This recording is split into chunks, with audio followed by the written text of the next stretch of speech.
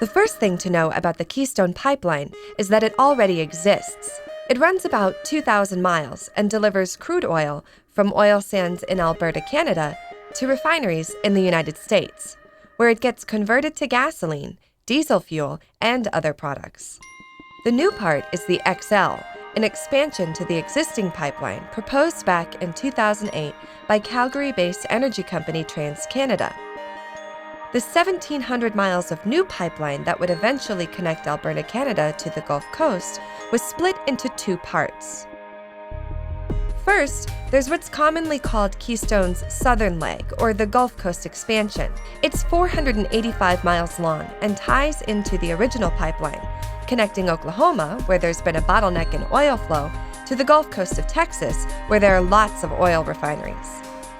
Today, I'm directing my administration to cut through the red tape, break through the bureaucratic hurdles, and make this project a priority. So go ahead and get it done. It went into operation at the beginning of this year and has the capacity to transport more than 800,000 barrels of crude oil a day. The second part, the northern leg, is a little more controversial. With approval from the U.S. government, about 1,000 miles of new pipeline would connect Alberta, Canada, to Nebraska, stopping through the region of the United States that has the most oil extraction going on. The pipeline would cost about $5.4 billion total, and it'll carry both light and heavy crude oil. Proponents of the pipeline say it will create jobs, reduce gas prices, and cut back on America's dependence on unstable foreign oil providers. Opponents disagree. They say the pipeline's benefits won't outweigh its risks, like oil spills and environmental hazards.